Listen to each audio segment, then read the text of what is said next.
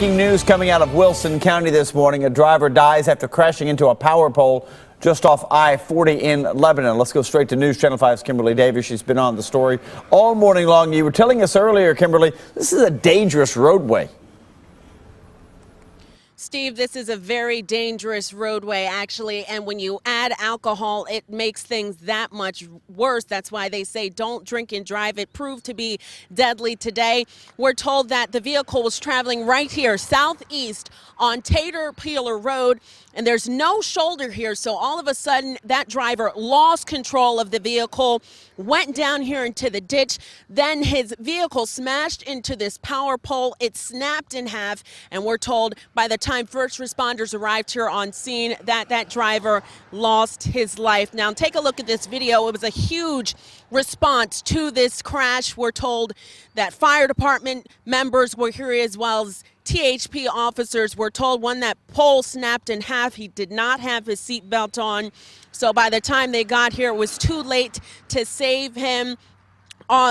The electric company was also here repairing the power here. We're told residents were here without power because the lines came down and the officers could not start their investigation until the scene was cleared.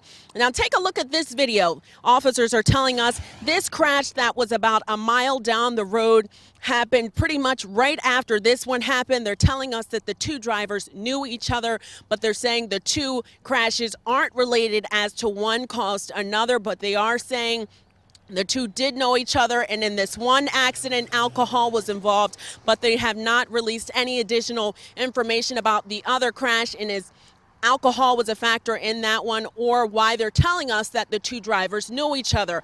But we are still working on finding out more information to this story, and we will keep you updated with the very latest. For now, we are live in Lebanon. I'm Kimberly Davis, News Channel 5. Thank you, Kimberly. And happening right now, the search is on in Clarksville for two suspects in a fatal shooting there. One person killed, another person right now still fighting for their life. Getting new information on this, and Matthew Torres has been gathering more downstairs. He's joining us now in the studio. Matthew, what are you learning? Hey, Steve, good morning. I actually just heard from the Clarksville spokesperson saying that they are planning to release more information, hopefully within the next or 2 hours. Right now, what we are saying is that there have been a shooting last night at the LaSalle Street and Charlemagne Boulevard area in Clarksville. That is where police found the body of a man inside a home.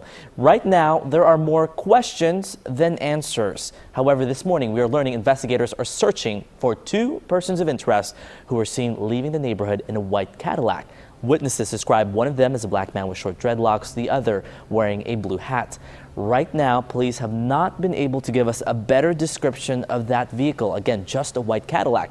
The call came in shortly before 7 o'clock last night when officers received a call of shots fired around the area. They made that shocking discovery when they stepped inside to find a man dead and also a second person who was shot. At last check, that person who managed to, at this point, to survive is still in critical condition. Now, I am waiting to hear more from police, and once we do, we'll of course have that update on air and online. Amy.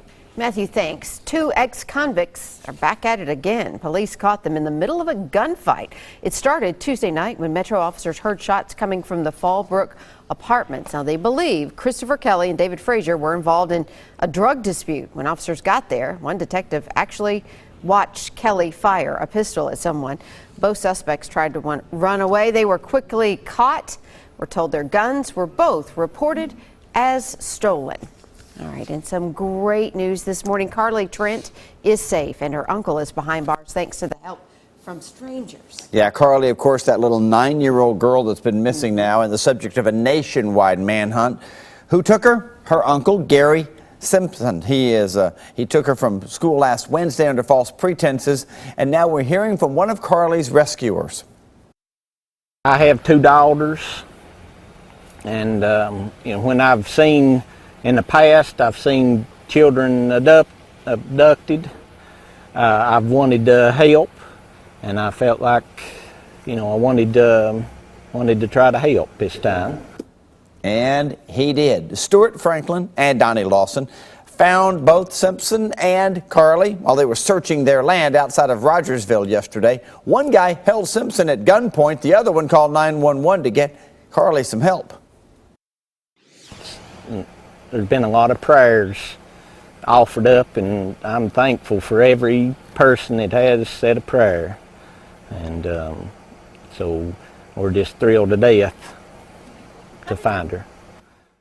TBI is calling those guys heroes. They asked people to search the land, and they did. Carly was taken to a hospital to be checked out. She didn't even realize she was in danger, they say. The investigation is not over. We don't know why Simpson took her or what charges he is going to be facing. There is some reward money that was offered for her return. We'll find out more about that coming up on News Channel 5 this morning in just a bit. And three bodies, three of them are found in the Ohio River, and now Kentucky officials are investigating. KSP says the body of a middle-aged woman was found yesterday near Owensboro, and that's less than 24 hours after a man and woman were found nearby. Their bodies were found nearby. Officials say they aren't sure yet if these are connected, but it looks like the man suffered a gunshot wound to the head. Investigators say it's unclear how long those bodies were in the water. They have scheduled autopsies to find out more today. And armed and on the run, if you recognize this guy, police say he robbed 4 people.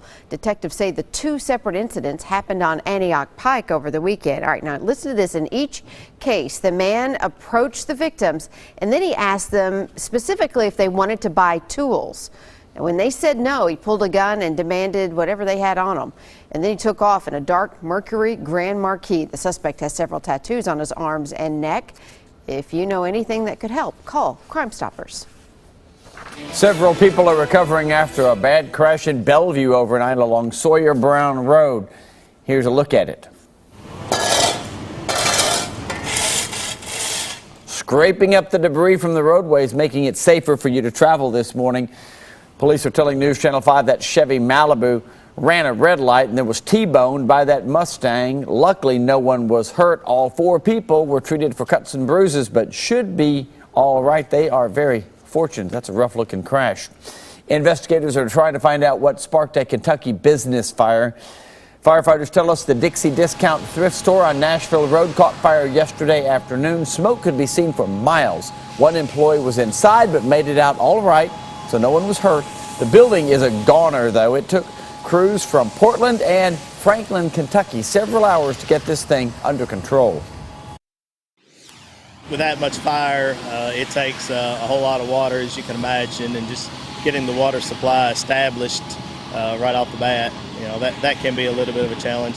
Logistics, we're out here on a busy highway. Traffic's an issue.